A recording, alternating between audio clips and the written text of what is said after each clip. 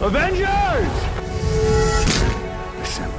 Hello everyone, and welcome back to Excelsior, the world's #1 Marvel's Avengers and Guardians of the Galaxy podcast. I'm your director, Christian Buckley, joined as always by my co-host, the Apex legend, Jack Martin. Excelsior, Christian. Good to be talking with you on the release day of Black Widow. Finally back in the theaters. Yeah, what is this, 2 years, it feels like, since a Marvel movie came out, right? Yeah, Spider-Man. Yeah, Far From Home was July of 19, right? Mm-hmm. Damn. What a gap. I know. That it feels like we've gotten the Disney Plus stuff, which has been great. Mm-hmm. But man, the theatrical experience, looking forward to it. You and I are going to see it the day of this release of this podcast, and I'm very excited. Yeah, so we're probably going to be on our way when this is up and you're all listening to it. So look forward to next week. We will have Black Widow impressions, spoiler review. So you'll have time to see it. But in the meantime, we got some interesting stuff to talk about today. Red Room Takeover is back. A few highlights to address as well in Marvel's Avengers. New episode of Loki and some new MCU trailers and teases. But before all of that, Jack, how are you doing? How's Marvel going for you? You do anything special Marvel related recently? I saw the Marvel Legends episode for Black Widow. Ooh, okay. And I think those are good sort of catch-ups for what the characters are doing, especially for people who aren't really as dialed into the MCU as you and I are. I'll probably show my girlfriend that episode before she comes with us to the film, because she's not as into the MCU as we are. But yeah, that's pretty much it, along with Loki. But what about you? Anything Marvel related for you? Yeah, watched Black Panther last night. Ooh, nice. Did notice when I loaded up Disney Plus that the Black Widow collection that they did have, a couple weeks ago, I think they threw it up there like they did for like the Loki collection that had the movies he was in. Mm-hmm. Now, on launch day of Black Widow, all the movies she is in have new icons. So Avengers 1, if you went to watch it on Disney Plus, the thumbnail is Black Widow from that film on a white and red backdrop. So it's a nice Right. theming of like all the stuff that she's been in. So I thought it was cool. The timing of this movie kind of works out for you, right? Because you're in the timeline order. Like, the movie takes place between Civil War and Infinity War, and you're pretty much right there, right, with your MCU rewatch? Yeah, all that's left for me before Infinity War is Ant-Man and Ragnarok. So this just falls into place perfectly. I will say I planned that ahead of time. But no, yeah, it's nice, and I'm excited to watch it in that context for sure. Yeah. I've heard some good things. I'm just really excited to get back into the movie theater. I'm like fully expecting just a popcorn movie that's like mid-tier Marvel, and I'm greatly looking forward to that. Even if it's not going to be like a top 5, top 10 MCU flick, I just need a theatrical Marvel experience, and I'm so excited. Yeah, I'm really hoping that it gets to be a little more Winter Soldier than Civil War was. If I can get that out of this, then I'll feel great. I bet you will. I bet it will be more focused on, like, the Marvel Legends episode for her character focused on her as a spy, and I feel like we haven't seen too much of that, so I would like a little bit more espionage from Black Widow, and I feel like we might get that. Yeah, well, we will have to wait and see, and I'm excited to watch it and talk about it. But for now, why don't we get into this week for Avengers? Fury's report, kicking us off as always. The low power level, in Honor's name. No idea what the hell that one is. High power level, Agony in the Anthill. Of course, that is fighting the Metal Gear outside of the Anthill. That, in hindsight now, we've been calling these things Metal Gears since like last September when the game came out, right? Mm-hmm. Since then, you and I have played through the entirety of the Metal Gear Solid series for the Long Play Club. Yeah. This thing's like a Shagohod at best. It's not a Metal Gear, right? No, yeah, like Metal Gears tend to be like really, really big, and this is certainly large, but it's not as intimidating as a Metal Gear Ray, Metal Gear Rex, Sahelanthropus, for example. Yes. You know, Yes. Love saying that one though. Sahelanthropus. Sahelanthropus. Such a good stupid name. They squeeze in like more syllables than you would think in that word, but it works. Love words like that. Oh yeah. So those are the missions you want to run this week for your guaranteed drops for low or high level characters. Harm Room Challenge this week will get you Iron Man Enter the Mandarin number 6 from 2007. For those that are trying to complete your comic collections in the marketplace this week, has a brand new team set and a new MCU skin that is not Thor, but the white Black Widow skin. Oh yeah. You picking this one up? What's that? You picking this one up? I have like 3,000 credits right now. I did spend some credits on some skins recently. I'm thinking about it. I'm surely thinking about it. I have to say, I feel like this week is a really good marketplace refresh. Because of course they have the White Widow skin from the Black Widow movie, which is really good marketing. And of course they're bringing back the Red Room Takeover, so that's really good timing. But they also have like a really good team outfit set. They have the volcanic outfit set, which is basically like a black base for all the characters, and then there's like lava on the skins.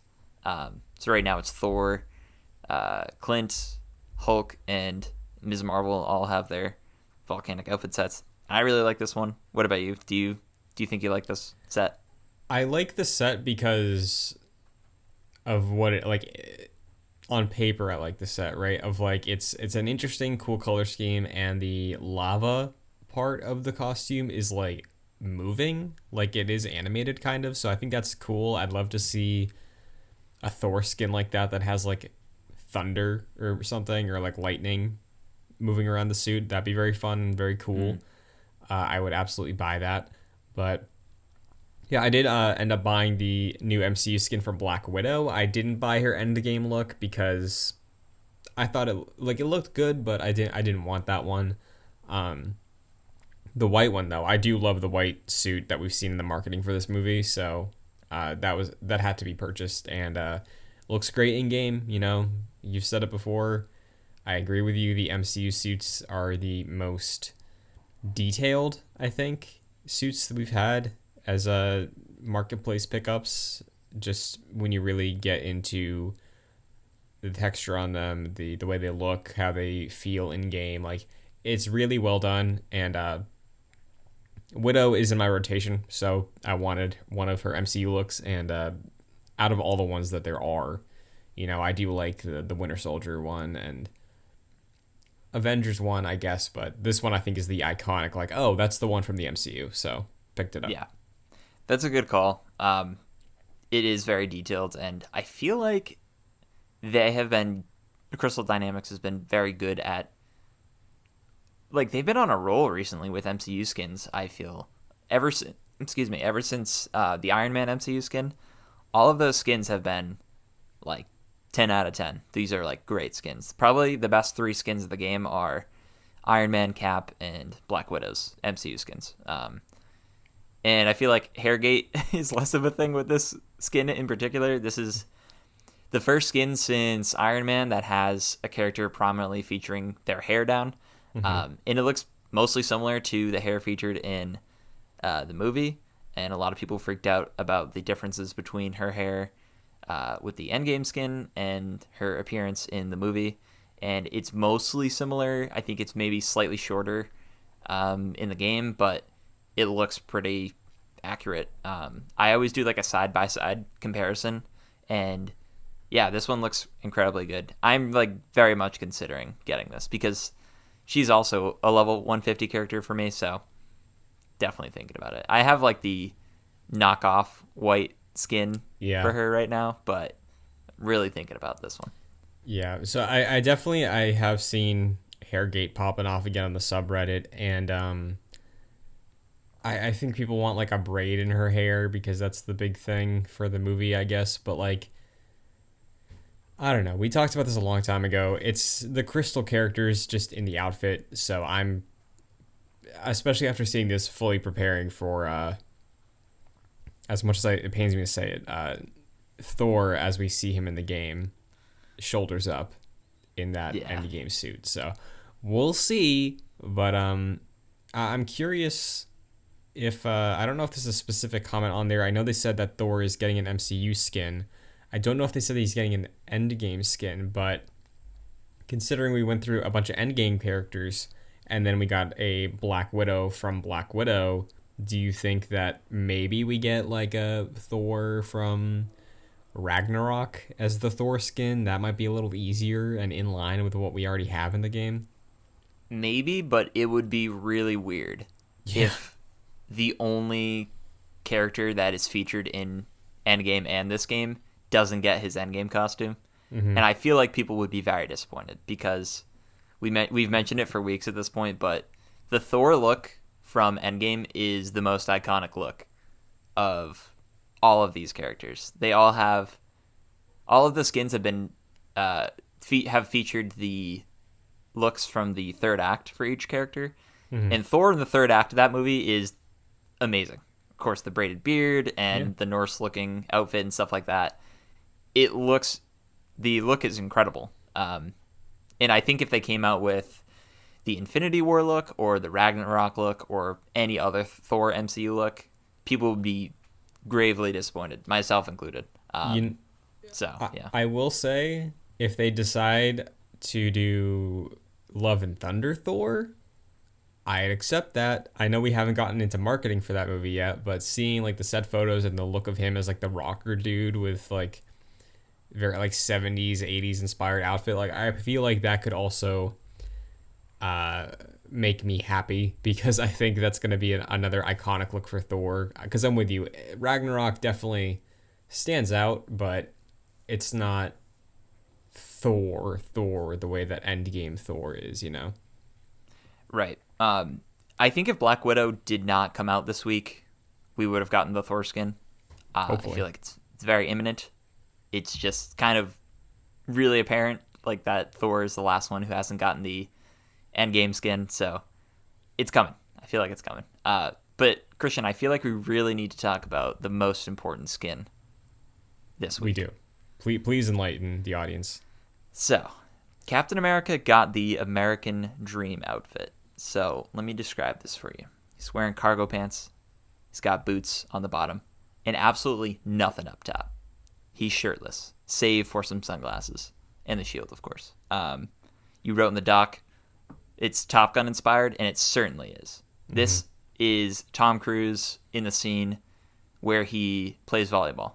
Yes. With Goose against Maverick. And it's amazing. This is simply a fantastic skin. Yeah, it is. Is it a 900? How much is it? I think it's a 900. Interesting, because I'm, sitting right now on, I had a 5,900 before I picked up Black Widow, because I've been grinding out these challenge cards. And I'll say this, I did an upload the other day to say this, but I'll reiterate it here.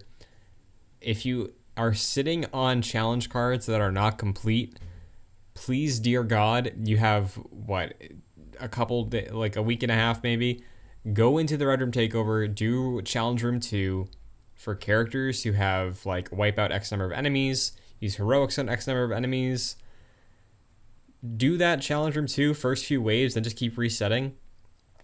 I burned through 3 weeklies for Clint and Kate in 10 minutes, counting loading screens, because it is just so simple. They're piss easy robots, and you're alone, so your team won't be stealing your kills, and it's a pretty decent sized chunk of enemies. So you can earn credits in the game to buy these skins in the marketplace, and I think this is a very, very easy, straightforward way to do it. And I know it's a complaint for people, so it's an easy way to do it. Yeah, that's a really good suggestion. I, for the most part, did all the challenge work for the challenge cards in the heroes' training rooms, which is very monotonous because you have to get to a certain part. If you want to use a heroic, you have to get to the heroic training portion, so you have to go through the other parts to get there. You have to restart checkpoints all the time. It's not ideal. It is mostly quick. It's kind of grindy, but I feel like your suggestion is the best possible way because it's just you in the red room and you have all of your abilities from the start. So that's a really good. If I didn't have all my challenge cards done, I would totally be doing what you're doing right now. Yeah, and I have a couple challenge cards left. I think I have like 4 left to max out, but by the end of the Red Room Takeover 2, which ends on the 22nd of July, I'm going to have all of them maxed out, and I'm going to be sitting on a big stack of credits for when Black Panther comes to this game to get his challenge card and, of course, that 14 hundo Thor skin. So it's in the game. It's an option. Get it done. If you complain about spending money on the game, work on those challenge cards. That's all I can say. I am like really running out of credits right now because I've gotten a decent amount of skins here and there. I'm regretting it certainly because I had such a pool of credits. Yeah. And now it's almost run dry. I need to save the 1,000 for the Black Panther challenge card. And we'll get some back. I think you get like 1,000, maybe a little bit more than 1,000 back. But yeah, I have about like 15. I have enough for the challenge card and like maybe another skin. So I gotta pick and choose. Yeah, I believe each challenge card, at least the launch heroes, is 1,300, and I'm pretty sure Hawkeye and Kate are also 1,300 if you bought and then max out their cards. Yeah. So, good thing to keep in mind as we move forward with probably more MCU skins this month and next month and War for Wakanda. But that's it for Fury's Report. Why don't we get into some updates? Like we mentioned, Red Room Takeover is back. If you're listening to this, it is in the game at the moment, and it is lasting until the 22nd. The quest lines that came with Red Room Takeover before are back with a brand new team nameplate as well, new animated one. Not that exciting. It's literally just a picture of the Red Room. I don't know if you saw that. I did. I was considering like doing the work to get that, but there are challenges that require you to do like 800 kills or something like that. And I'm like, no, that's way too much. That's like hours of work. So, I mean, if it was like in the 50s or in like the 100s, maybe I would consider it. But it's way too much for that animated nameplate that I can guarantee you most people don't care about. Yeah. Yeah, exactly. There's a new patch out this week. Patch version 1.8.1 has some fixes in there. Nothing of note that were worthy of picking out. There is an interesting update in the actual update section of this War Table blog saying that now in War for Wakanda, rather than having 5 emotes equipped, you'll be able to have 8. Sorry, takedowns, not emotes. But you get tired of seeing Black Widow do that takedown, or Hawkeye doing the launch off arrow to the head takedown? I found that I sometimes equip only one takedown for a particular hero. Like when Hawkeye came out and I was trying to do some photo mode stuff, I would equip the same takedown so I knew what to expect when I was entering photo mode, which I wish there was a hotkey for photo mode because I don't like pausing and going to photo mode. I know, dude. I was trying to get a good shot of Widow the other day. I literally spent 30 minutes in a fight trying to like pose it the right way, and then it was like I did it too early, and then you hit resume, and then you go to hit it again, but then you're too far out of the animation you were in. Like, it's so tedious. We were spoiled with the Ghost of Tsushima photo mode, which I think it was just you could toggle up on the D-pad to be photo mode, and man, there were so many instances where I'd be winding up my sword or drawing a bow and then releasing it instantly and then tapping up on the D-pad. I feel like that would be a really good quality of life update. I don't know if that will be a thing. I feel like that could potentially be a button hotkey at some point, which would be amazing. But yeah, that I found that for me at least, I would equip the same takedown so I knew what to expect, and I got used to the animation so I could enter photo mode at an appropriate point. But yeah, do you pay attention to takedowns all that much? No, not really. I can't say I do. Like, I don't take a ton of pictures in this game to begin with, just because I feel like it's a limited photo mode, Oh yeah. especially compared to other Marvel games like Spider-Man, which has a fantastic one, specifically Oh Miles yeah. Morales. That photo mode is fantastic. That also has a hotkey photo mode. Yeah, exactly. Yeah, takedowns aren't really my jam for this game. I don't even do takedowns that often. Of course, if I'm doing a harm room, sometimes I feel like they just get in the way of extending the time of the waves. So like, it's not even a guarantee I'll always do a takedown. But yeah, I didn't even know if I was unlocking more. I feel like 9 times out of 10, if I see takedowns that are equipable for me, they're things in the marketplace. And I'm like, I'm not gonna spend money on a takedown. Why would I do that? Yeah, like Black Widow and Captain America are the only heroes I will go for takedowns with, just because the ultimates that they use, for me at least, I attach the perk where you do a takedown, you get like an ultimate boost. Sure. So I just want to keep that rolling with both of those heroes. But when I'm Iron Man and I'm like 50 feet in the air, I'm nowhere even close to enemies. So I don't even care for that character at least. Yeah, like if somebody's stunned, they're getting pinned to a wall with Mjolnir. I'm not running up to them, you know? Like, No. but yeah, so if you want to have more takedowns, you can do that in War for Wakanda. And currently, as of recording today, we will be seeing War for Wakanda concept art on the dev stream that's happening after this recording. That's going to be a nice insight, I'm sure, into what their direction is for some of the environments. So, anything you're hoping to see out of that? Like, do you think we're going to get some Wakanda city streets or more jungle stuff? Would be cool to see something different than the jungle.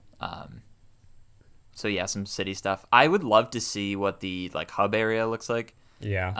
I don't know if it'll be like, I'm thinking of like the marketplace we saw in the Black Panther movie, whether it's something like that or it's in the throne room or it is in like Shuri's lab. That's That's what actually I'm probably hoping. that's probably more accurate. It is probably going to be the Shuri lab route, but I mean, we haven't seen two areas in which you can explore in other environments. It would be nice if the story took us through like a metropolitan area in Wakanda, even if it's just like thinking like an A-Day situation where you just walk around an environment and kind of explore a little bit. That would be nice. Yeah. But yeah, hopefully we see something that we haven't seen quite yet. Yep. So we will hopefully have something to recap next week if there's something exciting out of this dev stream. But the other notable thing from updates on the War Table blog is that Cory Butler, who's the lead producer of the game right now, was interviewed because every War Table blog lately has been having an interview portion on there with a member of the community or from Crystal themselves. And this week we do have the lead producer. And the notable thing they had to say was, in response to the question, what are you working on right now? Cory said, currently working on what comes after War for Wakanda with like a little winky smiley emoji. So, what is that? Is that Spider-Man? Is that Ultron? Do you think it's a character, Jack? Is it going to be something we get revealed to us at this new roadmap that should be hitting this month or next month? Could be. The fact that he, the lead producer is working on something, you would imagine that's something big after War for Wakanda. Yeah. Probably Spider-Man. I mean, I'm sure he's working on tons of things. So I'm sure whatever he's working on will most likely be in the updated roadmap we get. So I'm sure it's a handful of things. Yeah, I think you're right. But when it comes to Spider-Man, there is a soft confirmation that it looks like Spider-Man will be hitting the game. The direct quote is late this year, like very late this year. It makes sense. You and I speculated that it could be this, but December seems like the right time to drop Spider-Man. Do it alongside the No Way Home release date, just like how we're getting some synergy with Black Widow. Do you think that's safe to assume at this point? Yeah, it would be really nice if that lined up with the No Way Home, with the release of No Way Home. I know we were talking about that. From Paul Tassi's article a few weeks ago, it seemed like Spider-Man wasn't necessarily going to hit this year. It seems like that is what Crystal Dynamics is shooting for December. I mean, that would just line up so perfectly. I think this news comes from there was a developer on a podcast, and they asked about Spider-Man, and he said coming in December, thinking that had already been announced, but I don't think it was at that point. So I don't know if that was a mistake or whatever, but it does seem like at least that's their plan for right now for Spider-Man to come out in December.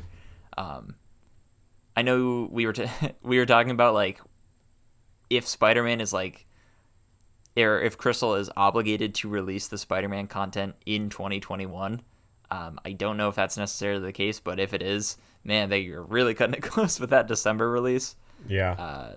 But it would be perfect timing, like what you said with the Black Widow comparison, where they're releasing her skin, they are re-releasing the Red Room takeover in time for the movie, and Spider-Man would be able to have the DLC in time for the No Way Home movie. So, I mean, it would be a really great month for Spider-Man fans. So I hope that's the case. And, drop it alongside a nice MCU skin in the shop, like either the Stark suit from Homecoming or maybe the homemade suit or the... Give me the Doctor Strange suit. That thing looks cool. Yeah, like if I could pick any MCU Spider-Man suit, honestly, I would really want that new one that leaked with the gold, like Iron Spider look on it, because I don't know what it is. I love that suit so much. Like, I'm not even a big fan of gold on anything, but like something about seeing that big chunky Iron Spider design from Infinity War, just gold over the red and black. I love how that looks so much.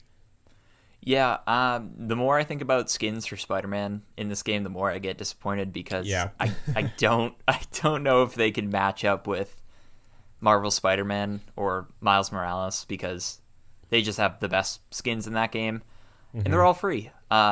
So that makes me sad in a way, but I'm sure there'll be some really cool ones when Spider-Man finally comes out. Yeah, earnable, or maybe not earnable, but you know how this game has PlayStation Plus integration, and like they apparently do. I can't say that it's consistent. Maybe it is. I just never see it anywhere. Yeah.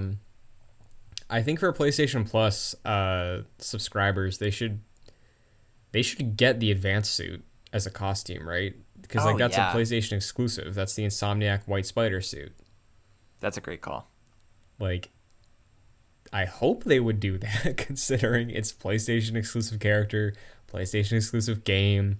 PS Plus is the service that gets bonus stuff, but like, I don't know. I could see a world where they throw that in the marketplace. Maybe they tie it to reading save data or something, but yeah. I hopefully Spider-Man comes with an abundance of cool stuff. What do you think the base appearance is? Because Insomniac went for the route, hey, we need to make him look super different than any other Spider-Man. Do you think Crystal goes the opposite and just does classic Spider-Man? Or do you think they follow Insomniac's footsteps? I imagine it's going to look pretty classic. I think it's going to be close to the debut look in the comics, maybe blue instead of black, and I think it's a safe bet for web armpits. Ooh, I'm all in on web armpits. Didn't even think of that. And because listen, we can have a conversation later about how Spider-Man should play in this game, right? But I think we're both on the same page where we would like just let him swing like he did on the PS1 and PS2. Like, doesn't have to attach to anything, just treat it like he's flying like Iron Man does, and he just nonstop, doesn't matter. That's a good suggestion. I was playing as Black Widow recently, and the jumping up and using her grapple to the that just doesn't work. It doesn't work very well. It works, but doesn't feel good. And Spider-Man needs to feel good. So people would make fun of it, but I'm kind of with you. I feel like maybe he should be swinging from clouds. Yeah, like if you need a lore thing behind it, just say he has a spider drone that flies out ahead of him and reads his thought and knows exactly where the web's gonna land, and then bam, he's swinging on something. Like, it's a good call. Marvel's Lego superheroes game, Spider-Man just swings off of the clouds and it feels good to do. So like I think that's the approach they should take. But I think to make traversal maybe a bit more varied and not as focused on the web swinging, I think web armpits makes sense. Like have him jump up real high and then glide or something. I Ooh, feel that's like a good idea. that That's a would good fit idea. this game way stronger than trying to get swinging to be anywhere close to Spider-Man. Yeah, I'm sure we'll have a lot of conversations about Spider-Man in the months to come. But yeah, I'm both eager and nervous about Spider-Man in this game. Me too. Well, speaking of other Spider Man interpretations, I feel like we should dip on into some stark realities. A conversation that we've had in some form or another since launch is one that I want to bring back up right now because there's another Marvel Games release that is entering a beta at the moment. I don't know how much you've heard about it, but it is called Marvel Future Revolution.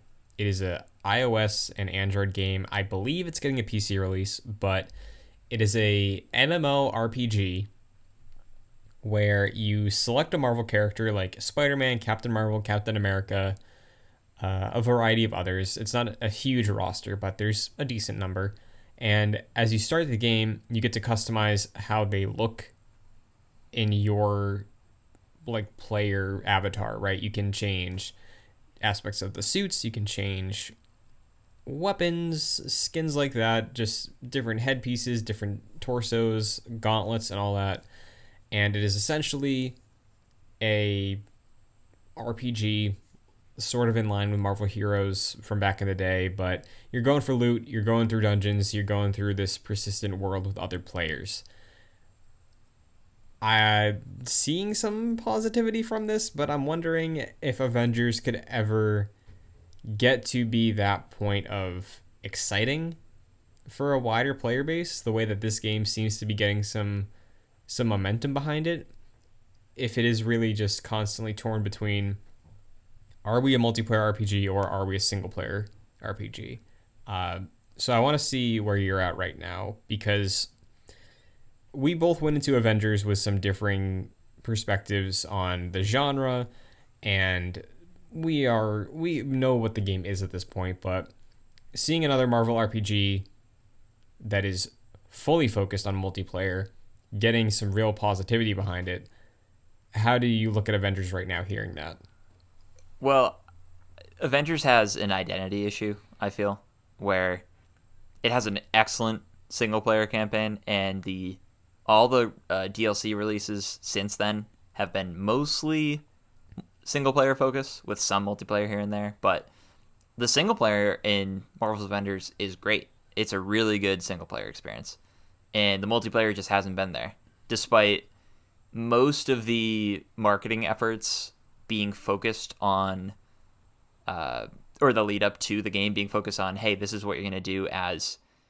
the Avengers in this pretty much looter experience. That was pretty much what was focused on. And we just really haven't had that. There's been no real incentive to jump in and play with multiplayer and with friends in multiplayer. And unless Black Panther and the rumored raid turn that around, then I feel like Avengers will still be stuck between are we a single player, are we multiplayer? We don't really know.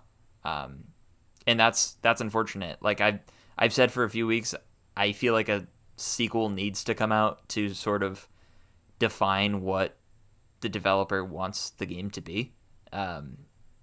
So I don't know if this game itself can redefine itself in a way that's effective. I feel like a second game has to come out to really refine what this game built on. But yeah, right now it doesn't really know if it wants to be a multiplayer or single player game. yeah, because if you look at the other Marvel games that are out there right now, right, like Spider-Man receives outside of like actual criticism, I would say it received universal acclaim from like just being a real fun game. Obviously, people Yeah. have their issues with the narrative or some of the game design, but it's rock solid as a video game. You know, it's a fun thing to play that people put a lot of time into. And same with Miles. Guardians looks like it is trending that way. You know, I've seen obviously a lot of, you know, low hanging fruit things about Guardians of like, oh, it looks like Dollar Store MCU or the same sort of things that this Avengers game had, but for the most part, I'd say most of the conversation I see about Guardians is either optimistic or positive online. So when it comes to Avengers, who can't fully dedicate to that, you and I are looking at it as a single player game right now. The world is not, the people who aren't playing this game isn't looking at it that way because they played their campaign, and then since then, if they haven't came back for the Hawkeye DLC, they just see like, oh, the game's getting updates and events and stuff like that. That's a service thing. When in reality, those events like the Tachyon Anomaly or the Red Room Takeover are not the reason we're looking forward to future content in the game. We're looking forward to the new story stuff and potentially the raid, right? So I feel like your choice of words for redefining is spot on because like at the moment I think Avengers is having an issue with the people who aren't playing the game, and when it comes to a living game like this, that seems like it should be a priority for the maybe marketing team of just like, hey, we need more players. We have to be appealing to the people who don't want to play this right now on a marketing level at least. And the marketing so far, I don't think since launch has really done much to change that perspective, right? Like you and I have talked to Kevin or other friends of ours about this game, and it's like, oh no, like the exciting thing is like that Kate Bishop campaign, not this Red Room Takeover crossover thing. Like the skins are fun, but that's not why we're playing, right? So Yeah, there's it's just tough. there's just nothing in the game right now that screams, man, I really want to play this with a friend. There just isn't. You can play anything, and like, I think if you told me that before this game came out, I'd be like, oh great, you can just play this by yourself, and that's pretty much what I've done since launch. Same. But the framework and the structure of this game was made for a multiplayer game with loot and gearing up and speccing out your characters. That just calls for a raid-like situation or high challenge missions that you play with friends and you kind of schedule in advance and make sure that everyone is on parity and you go in and try to beat it. It's just that structure hasn't yielded any meaningful result. Like there's no reason to get 4 level 150 characters and then go do a mission, because the 150 missions are just more challenging, like vault missions and stuff. So yeah, and even for like Black Panther coming up, that is right now at least the marketing is wholly focused on the campaign or on the DLC campaign for that. We haven't really heard too much, if anything, about multiplayer.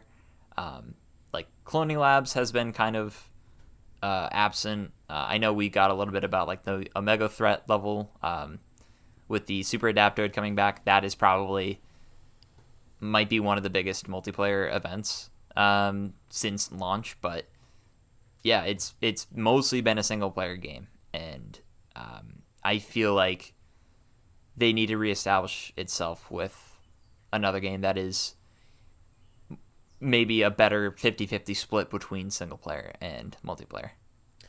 Yeah, and I think the 50-50 split is the problem, right? Because it's the whole like Master of None scenario where you have Guardians and Spider-Man who either have the potential to or already have proven themselves of being great single player games, and then you have stuff like Future Revolution. I bring up Marvel Heroes a lot on this podcast, which is just Marvel Destiny. Sorry, not Marvel Destiny. Marvel Diablo, which is something I loved the concept of and would love to see this game reach that point of just being third-person Diablo but Marvel. And we're not there yet. I think Future Revolution, from what I've seen of it, seems like it is trending that way, like a bit more fleshed out Marvel Heroes in terms of the way you interact with the world. But that is a benefit you get of focusing on that type of game, right? Like you can design a world that is best experienced with friends. You can play it solo, but you're Spider-Man and you need a Captain America for this really hard Ultron boss fight, which is in the beta right now in that game. it's not anything close to what we're doing in Avengers, right? It does feel like it's a single player game that they want us to play multiplayer with, but it's because they want us to. That's really it. So hopefully with Black Panther, I think we've talked a lot about War for Wakanda being important. I think not just War for Wakanda being important, but the raids specifically and the cloning lab, these Omega level threats, I think long term for the people who have been playing since launch, those are what's important for our confidence and I guess the conversation of is it time to close down? Is it time to do a sequel like you and I have brought up before? But it is a funny thing through this conversation saying like, yeah, you're right. They are focusing on the story of War for Wakanda, but I think in terms of what this game's identity problem is, it needs to be that multiplayer content, and that is where the future is going to lie for it. Yeah, and I feel like a good way of, for right now, like making the illusion that this game is more of a multiplayer game is just doubling down on events and making sure that you have meaningful rewards for those events, because we talked about the Red Room Takeover and how the challenge takes forever to get the nameplate that really isn't all that interesting. I think it's reasonable to ask for skins every now and then that are earnable through challenges, more nameplates that are earnable, just getting people back in to earn rewards, even if they're not the greatest of all skins. Like if you can jump in and grab, I don't know, if they do like some team outfits here and there that you can earn, I feel like that would get some people back in here and there to jump in and sort of earn that stuff and maybe even spend some money in the marketplace elsewhere. Because I say it all the time, but Apex Legends has some really great events that if you don't have the battle pass, you just have the free version of the game, you can earn skins or weapon skins and different emotes and stuff like that just by playing the game. And I feel like Marvel's Avengers could totally adopt that. And it already does. It just doesn't have... I personally don't think it has good rewards to have meaningful interaction from fans. So I feel like that'd be a good way to pad out the multiplayer-esque experience. Yeah, I think especially now as somebody, and I'm sure you've been feeling this for months because you did this way faster than I did. As somebody who's almost done with having maxed out challenge cards for my heroes, that's been the majority of why I've been playing the game recently, aside from trying to get a couple other characters to 150. So, I mean, here we go. Destiny, they do their seasons. They got battle passes that are $10 a season, and you're progressing, you're earning, I think you automatically unlock a gun, and then you can unlock ornaments for the gun through the battle pass. You can unlock gear ornaments, resources, random engram drops. Like, it's a pretty good system, and you stop earning rewards at a certain point, but you can still keep progressing in the battle pass. And I don't know what that carryover is, but like some sort of system, like the challenge card thing, I think we were both positive on seeing that, but especially for the heroes that launched with the game, I think you will need to either do a second challenge card for them or some more unified team seasonal challenge card if that is what the focus is for the near future in terms of, like you're saying, events and rewards. I think a team-based challenge card would probably be pretty good. Yeah, and like it could be focused on like the DLC drops, like be themed after that. I mean, like I'm sure they didn't plan for Kate and Hawkeye to be the only two heroes launched from launch until Black Panther, but that's what it ended up being. But man, imagine if we had a battle pass that was focused on like Future Imperfect from like November to March, and then from March until, I don't know, now be more like Black Widow focus on like Red Room Takeover or something like that, or Tachyon split with Red Room Takeover. Like these are, I feel like that's a really good opportunity to get people back in and keep earning stuff.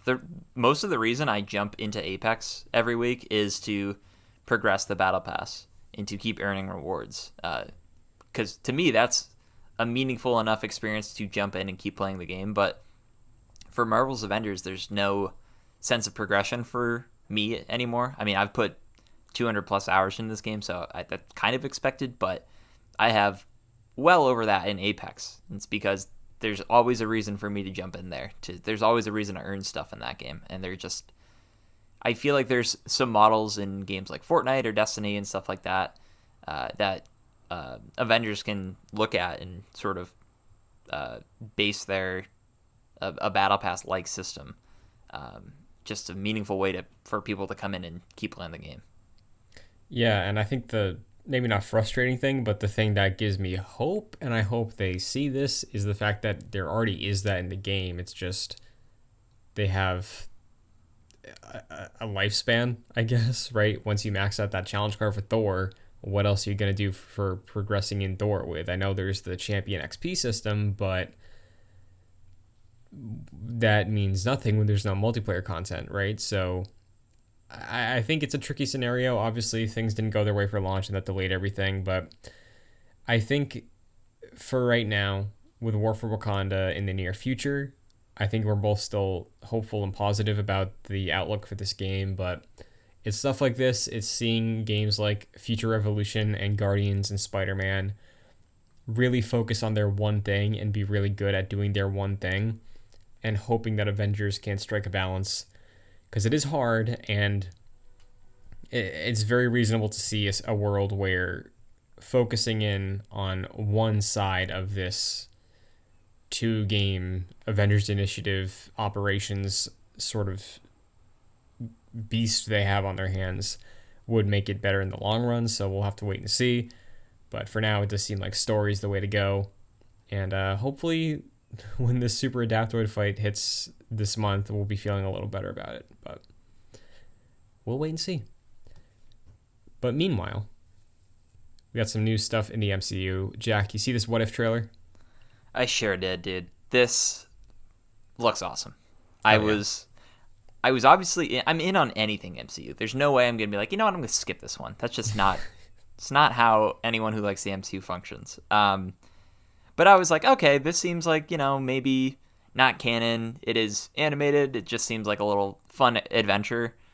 But man, this second trailer looks awesome, and there are so many different things in this that I did not expect, and the fact that it's coming in a month from a couple days from now, oh man, this has me so excited. What about you?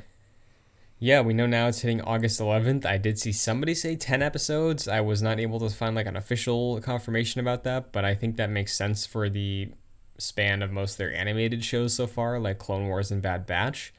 Yeah, it looks very exciting, and I'm with you. I always thought it was going to be a fun little thing, like, oh, it's going to be really cool seeing Haley Atwell playing Captain Carter, or Michael Rooker back as Yondu. Like, they're getting a decent number of MCU talent back to reprise their roles. And I think what's interesting now is, yes, the expectation was, oh, this is fun, because it's obviously not canon. But now, post WandaVision, post Loki, Multiverse of Madness on the horizon, Spider-Verse and No Way Home on the horizon, like, I guess technically in a way this is multiverse canon for the MCU, right? Like, that's the whole what if scenario. So maybe if one of these becomes a really popular scenario, they could explore it further in the actual MCU, but there's a lot of exciting stuff. It's a really cool poster. There's a lot of teases for these what if setups. Is there any in the trailer that stood out to you the most?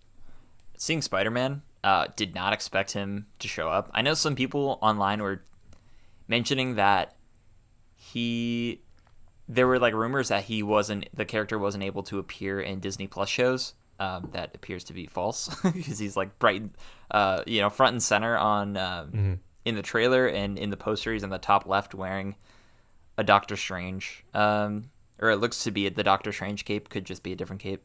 But yeah, I did not expect him to show up in this trailer, and looks great. Yeah. What about you? I like that the trailer had a focus on T'Challa Star-Lord. That's going to be a very fun and emotional thing, I'm sure, because that's Chadwick Boseman's final performance for the MCU.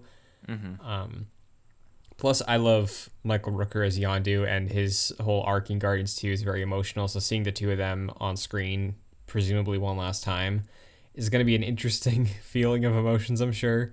Um, but I loved seeing that in the spotlight. What surprised me most, though, is that it seems like these episodes might be connected in a way because we see Doctor Strange, right? And through some additional materials, we know that's going to be like a dark Doctor Strange. We see that version of Doctor Strange interact with Peggy Carter, Captain Carter. So I'm wondering if this is a what if Avengers scenario. Yeah, it did seem connected in that way, like what you were mentioning, like certain characters interacting that you wouldn't have expected. Because it seemed all like pretty serialized, like each episode took place in its own universe, and I'm sure it does, but maybe there is a thread that connects it. I know the Watcher is, sort of like narrating in a way. But yeah, I'm very excited for this. I liked how the Guardians had an Avengers style circle shot in this.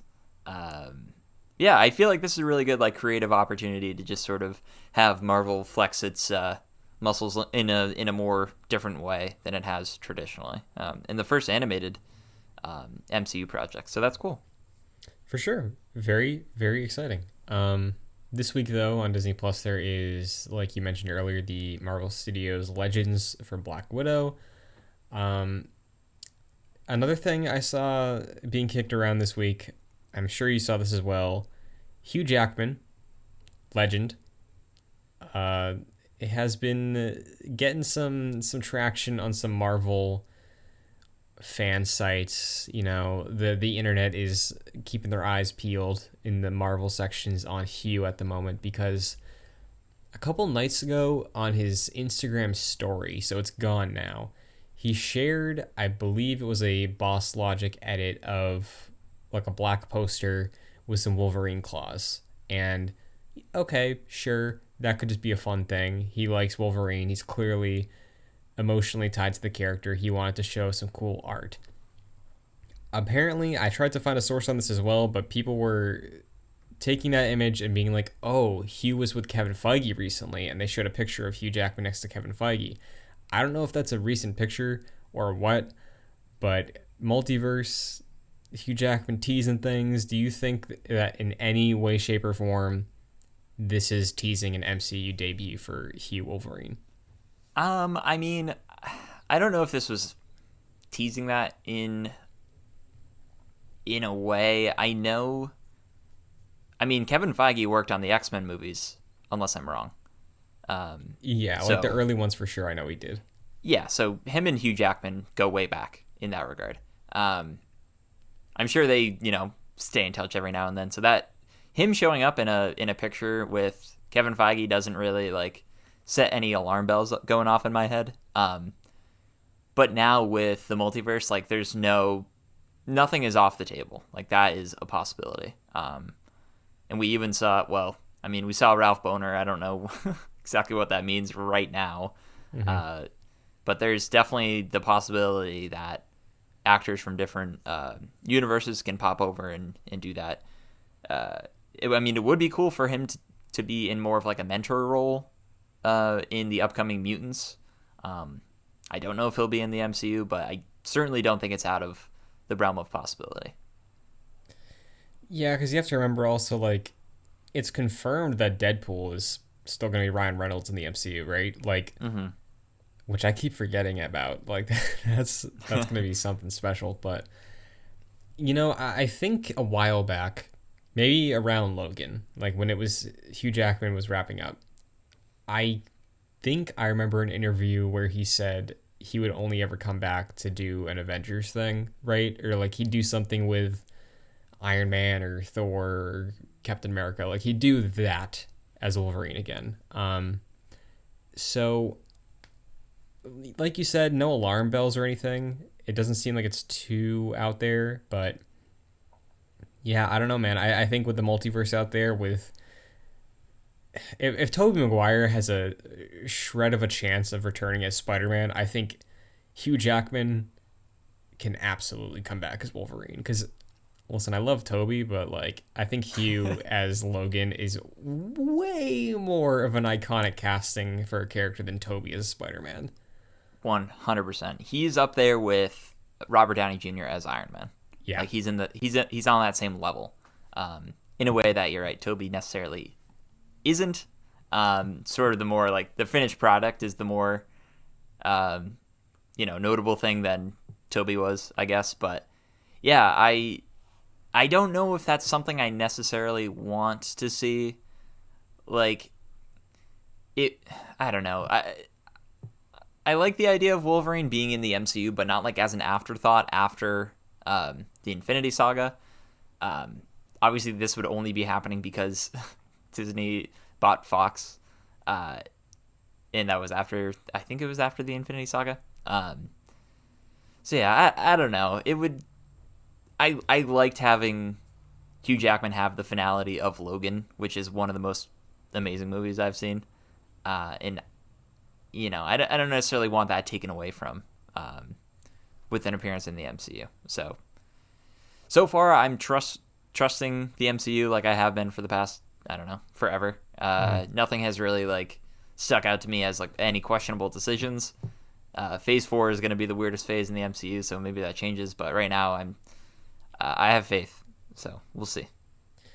We will. And if that gets announced, I will probably lose my mind more than I would for Toby coming back. Just going to say that now. Yeah, I think I'm probably with you. One last thing before we get to Loki, though. We want to talk a little bit about some Black Widow expectations? Yeah, let's see what we both think. What are you sort of expecting going into this movie? The first MCU movie in theaters since 2019.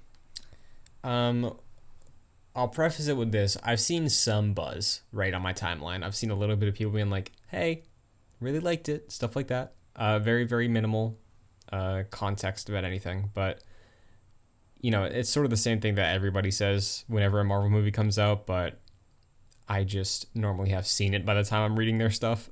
So I'm expecting to at least like it, right? I don't think there's been a Marvel movie I've walked out of not liking for a long time. I remember being underwhelmed walking out of Civil War, but I still enjoyed it a lot, and Spider-Man was amazing.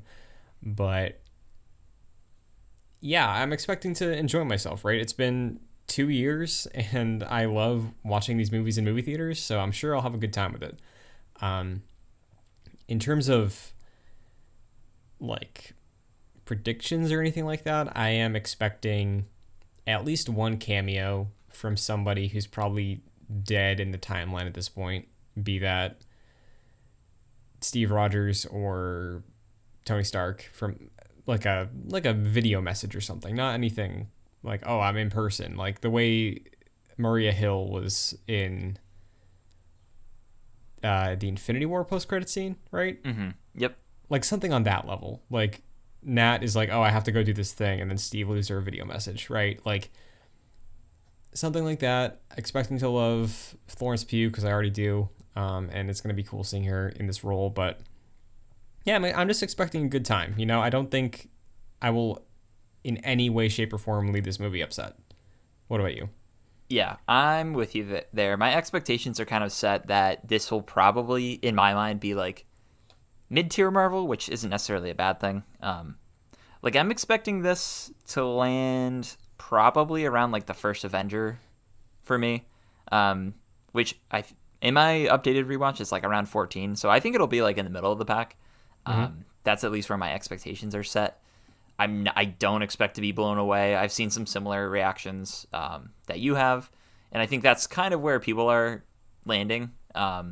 Where it's a really good movie, but it's not anything like out of the ordinary. It's not like in the top 5. It's not god tier Marvel, as we say. But yeah, honestly, like I feel like this movie can upset me because I haven't seen a movie since 2020. So I'm going in with the expectation that I might be sobbing during the opening credits, not because this is going to be the most amazing movie, but it's the first movie I've seen in over a year. And I think the movies have a special place for you and I, so that is going to be very emotional, I imagine. So in that regard, this movie's in a really good spot for me. I'm already going in to expect some feels. But I guess in terms of like what I expect, like any wild expectations that you were mentioning, I feel like if any character shows up, it would be Clint. Sure. Because Clint and Nat have a really close relationship.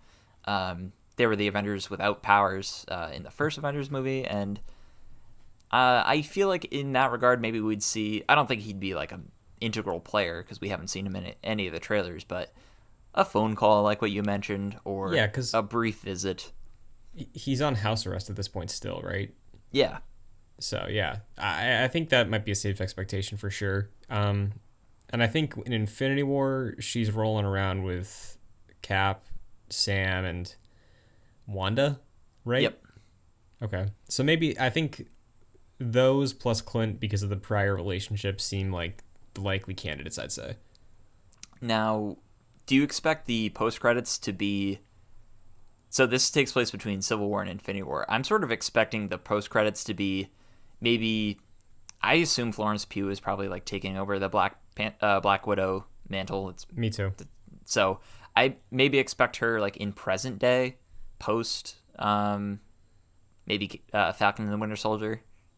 I don't know what that would look like. Like I'm sure it's going to tee up the next movie or something like that. What are you expecting for like the progression of the MCU?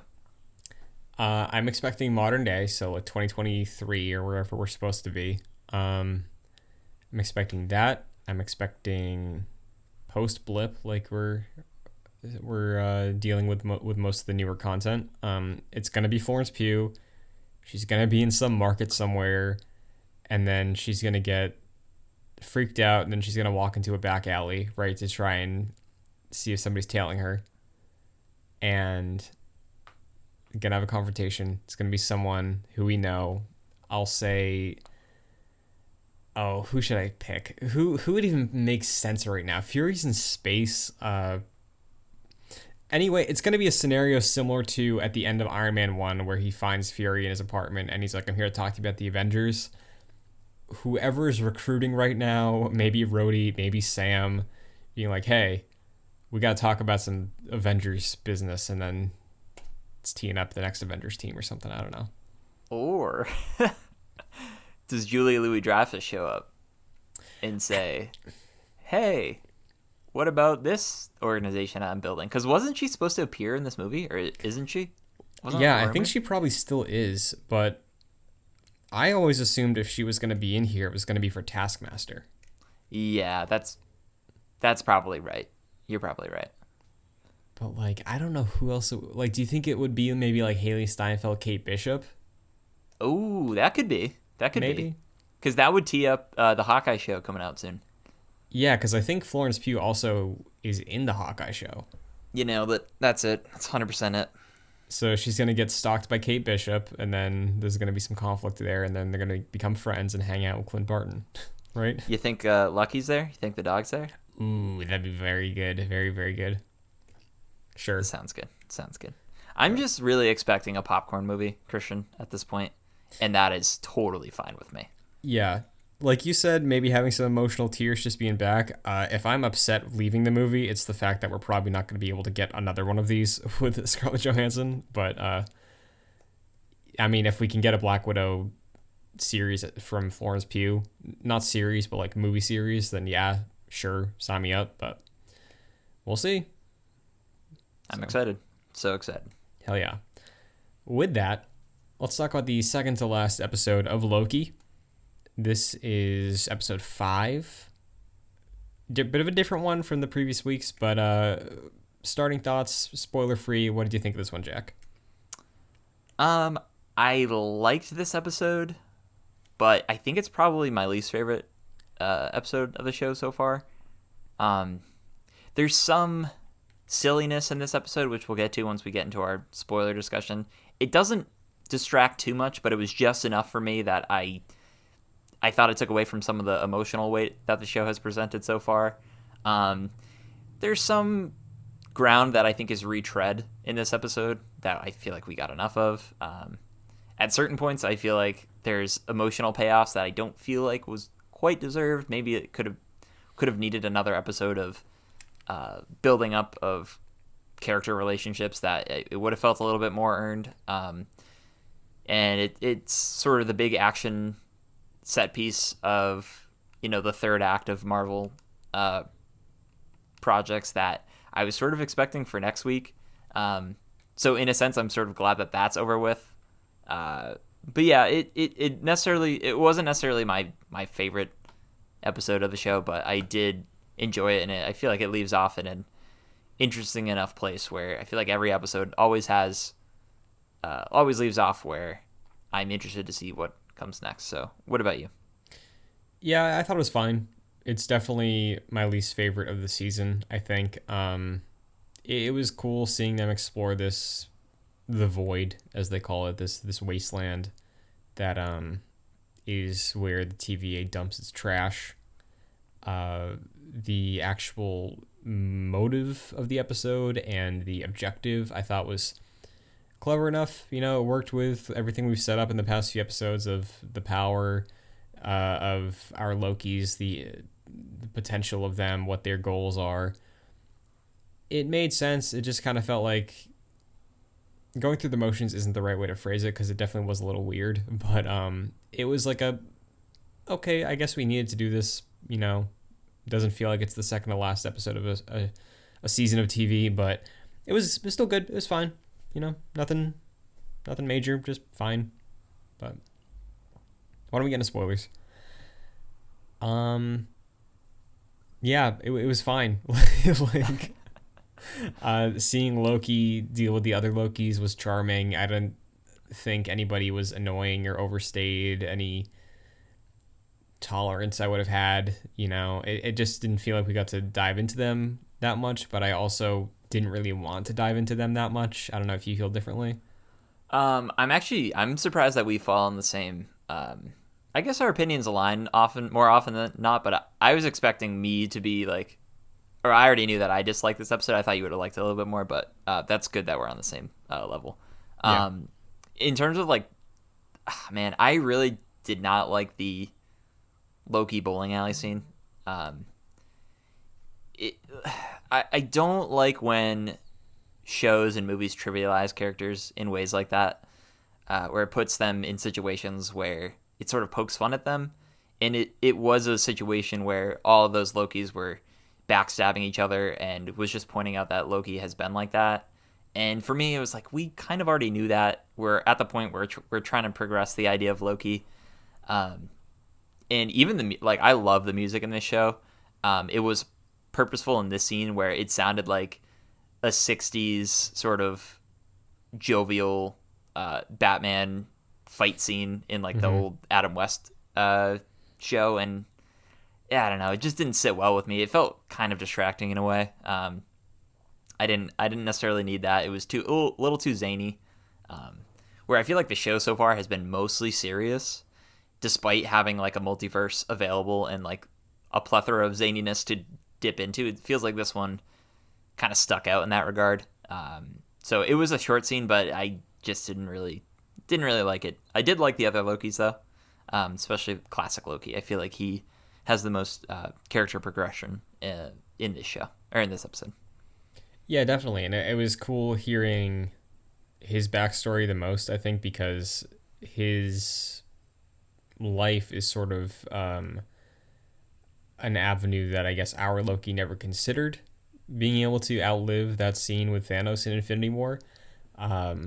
But the idea of tricking Thanos and then just living on this abandoned planet, right? It's interesting. And I think you see his regret in that, and our Loki seeing like, oh, wow, there's a world where I just really doubled down on being alone and I regret it too late in life. So I do think the show on that level is still continuing to explore loneliness and abandonment fears through Loki in an interesting way.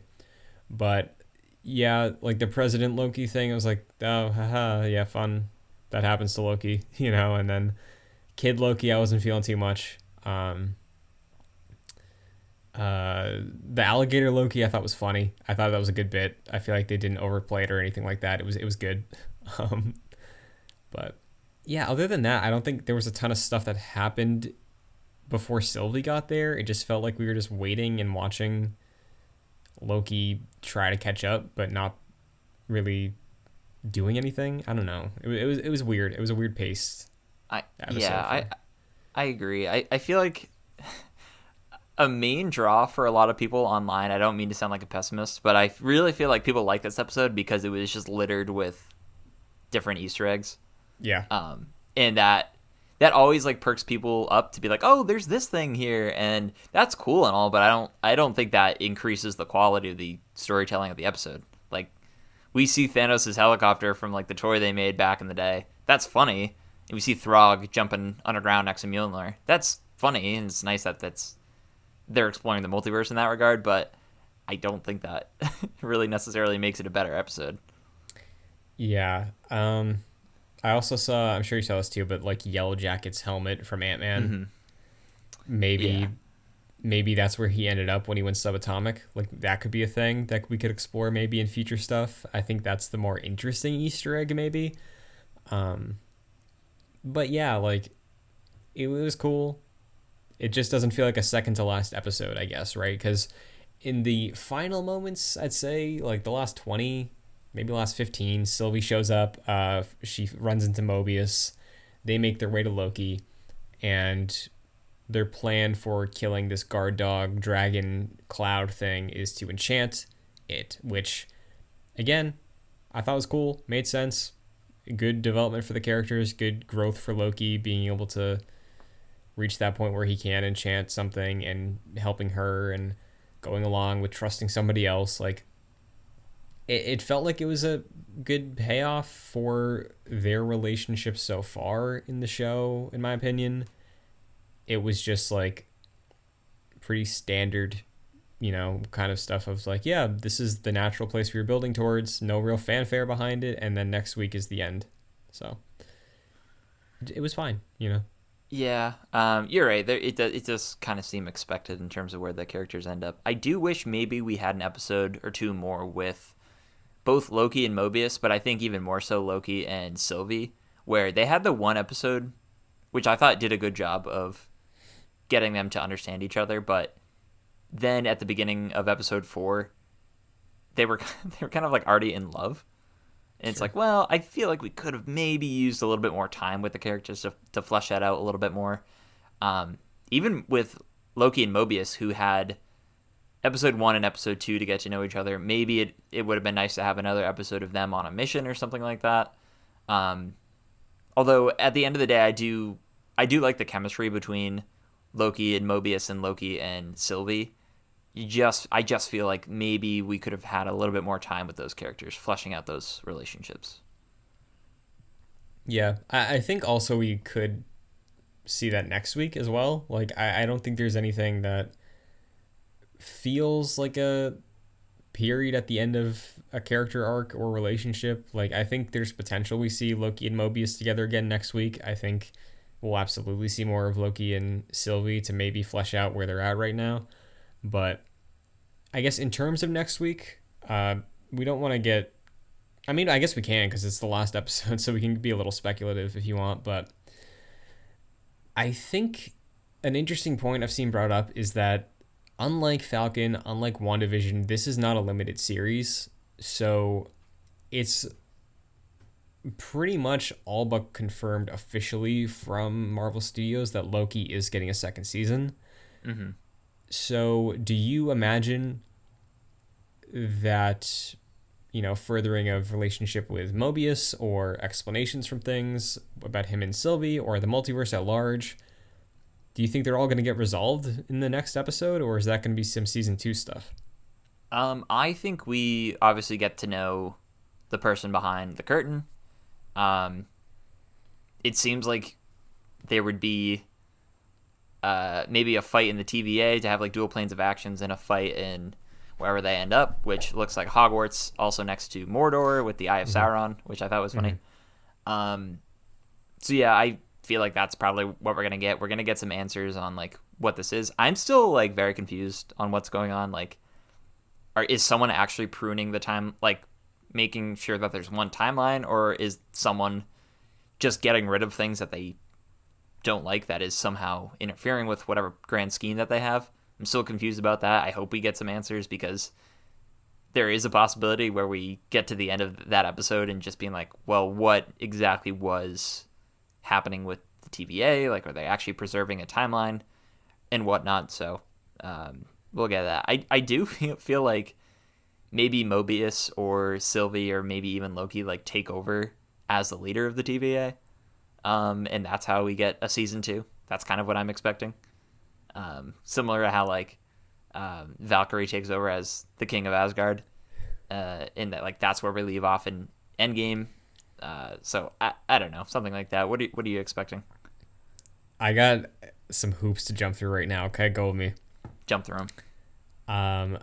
I think we can talk about this a bit more in a bit, but I think the person behind the curtain is just another Loki variant that is just purely evil, no redemption, wanted to just be mischievous and created this whole charade of Timekeeper's timeline, all that stuff. That's my bet. So I'm thinking Loki and Sylvie destroy it, right?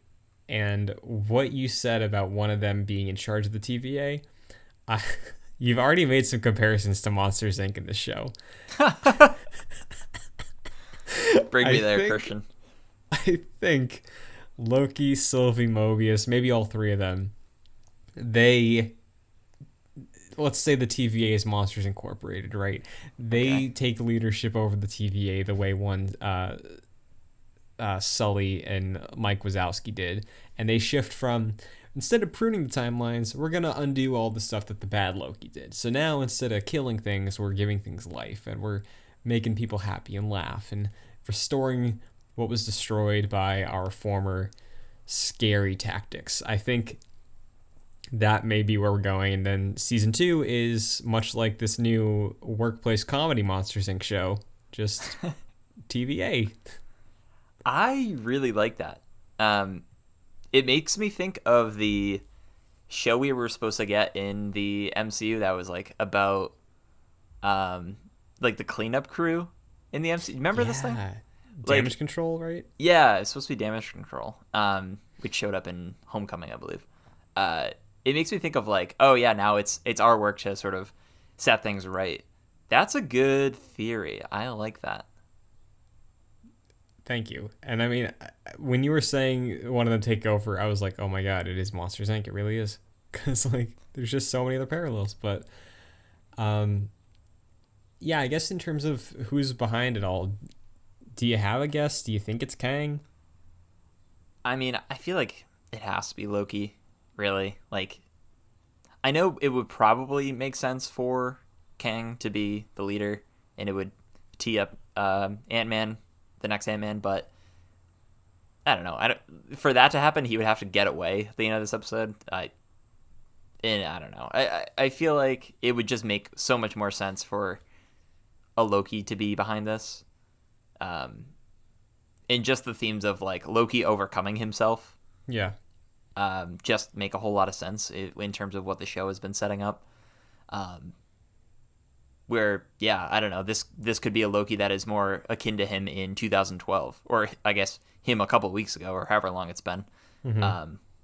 And he is like, no, this is me. Similar to how like Nebula sort of does that in Endgame, which might be, treading similar ground, but I feel like it would have been a more focused thing for Loki to have done over the course of this. So yeah, I think it's probably Loki. Yeah, because like I see people betting on Kang, and I know the evidence is there. Like the Kang Tower, that was the version of Stark Tower we saw here, is referencing Reed Richards' son or grandson or whoever Kang is in his lineage. But like, I don't know, because I see people saying like, oh well, Thanos was teased in 2012. It's like, yeah, but I don't think Kang is the next Thanos. Like, I think he's the next Loki for Avengers 1. Like, it's just going to be, he gets introduced either in Ant-Man and then is defeated in Fantastic Four, because that seems like a villain for them, or he gets defeated in the next Avengers movie. Because, like, Kang still feels like he's not universe ending the way Thanos was, right? Right. And yes, Thanos appeared in Guardians of the Galaxy, but it sounds like Kang is going to be a major player in Ant-Man the way that Thanos wasn't in Guardians. So I don't know. I have a hard time believing Kang. I think thankfully after WandaVision, it seems like some people are being open to the idea that it won't be Kang, but I do see Kang being name dropped as often as Mephisto was in the final episodes of WandaVision right now. I think I see a world where it's similar to Avengers, where Loki is the main bad in this castle, and an end credit scene tease up Quantumanium with Kang somehow. Sure. I don't know how that would happen, but I see that as a more realistic possibility. I think you are probably right. I think that makes a lot of sense. And it tees up Kang to be, if it's a post credits of a TV show, that is still different from a movie post credits, where I think, yeah, you can wrap that up within a phase. Because I don't know if I'm alone in this, but I really don't think he's the next 10-year antagonist. I think that's going to be saved for like Doom or Galactus or somebody. Yeah, I feel like it would have to be. I mean, I don't think we see that person until the end of Phase 4. Same. And if Fantastic Four is the end of Phase 4, it is probably going to be Doctor Doom in like the end credits or whatever. Maybe Galactus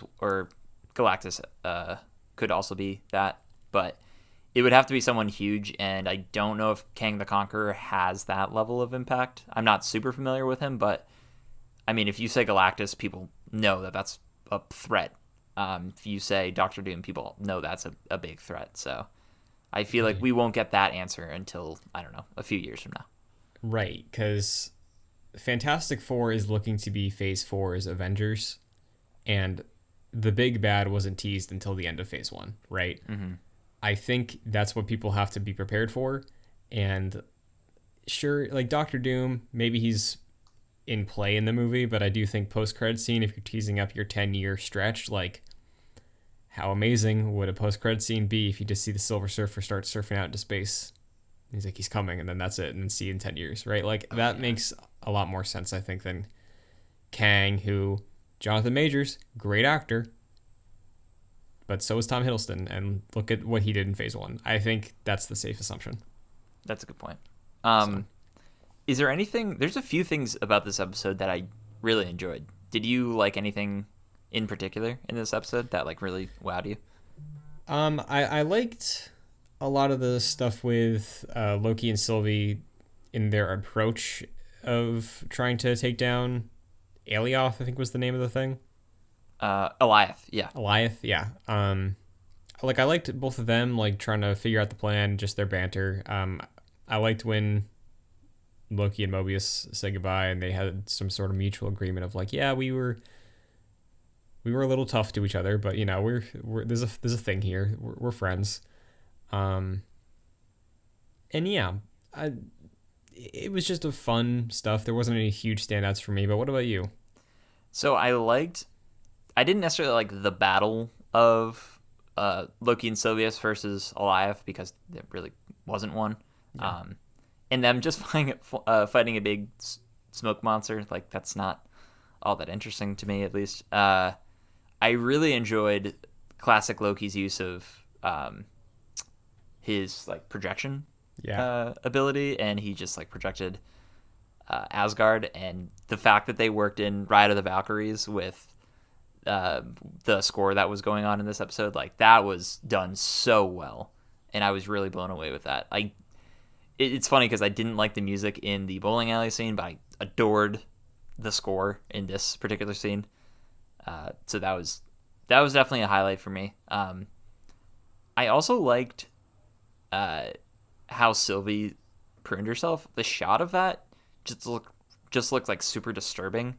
It almost looked like a documentary style, like from her. It was like a far away shot, and she just pruned herself from the back. Like it looked incredibly disturbing in a way because it was shot like someone like killing themselves in a way. So I thought that was shot very well. But yeah, I thought those are probably the standouts for me. I wasn't really overly sold on the multiple Loki situation. I did like classic Loki, but that was probably it.